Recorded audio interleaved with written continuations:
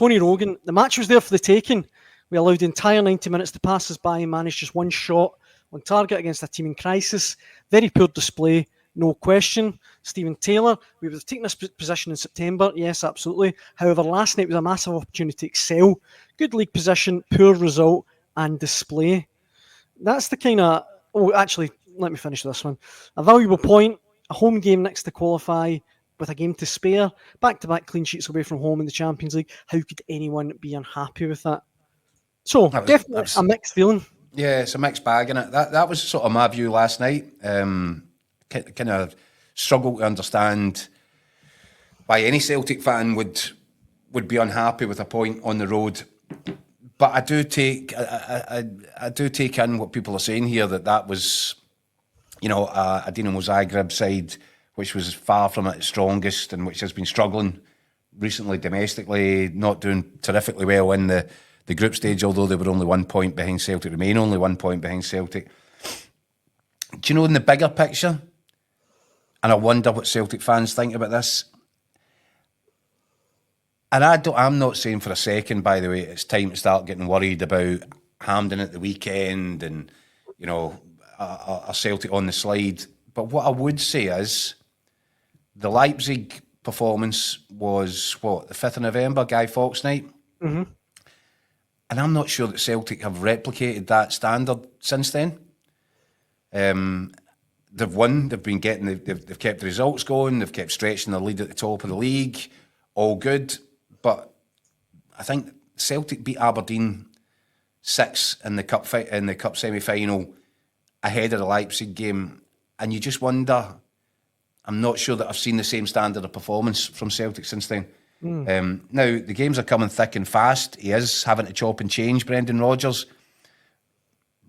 But I think Celtic fans would be looking for something, and that's maybe why there's a little bit of disappointment about the standard of last night's performance, because I think Celtic fans would be looking for them to peak again the way they did against Leipzig, the way they did in that game against Aberdeen at Hampden.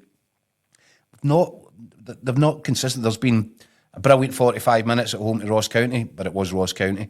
Mm-hmm. There's been some good results, but if you look over that period, you do wonder: are they dipping off a little bit? Are they struggling to maintain the standard because of the amount of games? Is that a concern going into Hampden? My own personal view is not really. I believe that Celtic will go into the cup final as heavy favourites, and I think it's more than likely that they will rediscover their top form again in that game. However, I do get it. Celtic fans looking at that last night saying that could have been a bit better. And I agree with that. And I think, to be fair, Brendan Rodgers agreed with that in terms of the last third. However, I come back to what I said last night. If you're competing in the Champions League and Celtic have had so many difficult road trips with bad results and disappointing endings, sometimes embarrassing. So to go 2 Champions League away days on the trot against Atalanta and, albeit an understrength, Dinamo Zagreb, 2 clean sheets, 2 points away from home, 1 point closer to the target. They might already be over the line in terms of the original kind of target, which was getting to the playoff stages of the Champions League. I don't think there's a great deal to complain about. Although, yeah, I wonder, that little seed of doubt in the back of your head, are they just struggling a little bit in a way that they weren't at the start of November, going into a big day at Hampden, and we know how important the bragging rights are. Celtic fans will fully expect to win that game, but they will need a better level of performance. They will need to get back towards how they were the last time out at Hampden against Aberdeen and how they were against Leipzig, certainly. Mm-hmm.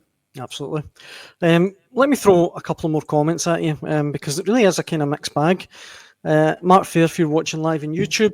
I don't agree about poor. Very frustrating, yes, and it was a chance, but it kept them under us. But we need a first choice striker to keep Kyle on his toes. Mark says that every night.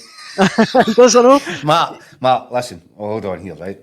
Mark, we've said this to you before. Celtic spent an absolute fortune on Adam Ida. You might not fancy him as a potential kind of rival for Kyogo's starting place, but Celtic do. And they are not going to go and spend another truckload of money on another striker to relegate Adam Ida to third choice, having spent that amount of money on him. The whole plan is, having spent that money, Brendan Rodgers works on him, sprinkles a bit of magic dust on him, and turns him into a £20 million player. That ain't going to happen if he's sitting as a third choice on the bench. So, Mark, I hear you every night, but it's just not going to happen. This one, William Sloan has written in, watching live on YouTube.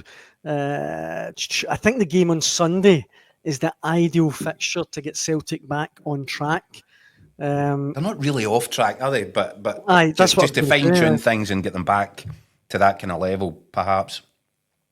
This one that I wanted to quickly throw at you before we move on. Michael Hoy, watching on Facebook, says, really well organised and professional display last night. A great point. Should have won it, but the Celtic defence is the best since O'Neill's era. Yeah, I think that's perfectly valid. You think that's true? Yeah. Perfectly valid. Yeah, look at Celtic in Europe and look at the track record. And even look back to the Dortmund game. Okay, we're going to write that one off as a bit of a freakish episode. But we can only do that because of the changes that Brendan Rodgers has subsequently made, the tweaks that he's made, the tactical changes that he's made to tighten the team up. They do look solid, really solid foundations defensively. They've got an excellent goalkeeper, as we've discussed, 2 really good centre-backs, strong in the full-back positions, and they're really well organised. But, and I go back to this, when you're playing at this level in Europe, you can have the 4 best defenders in the world. If the guys in front of them aren't doing their job and the setup isn't correct in terms of positioning and gaps and closing down pockets and people prepared to do the work from forward areas back the way, then your 4 great defenders are still going to have a hard time at that level. Mm-hmm. So there's a better structure. And it's happened post the Dortmund debacle. There's been a lot of work done, and you can see it tactically.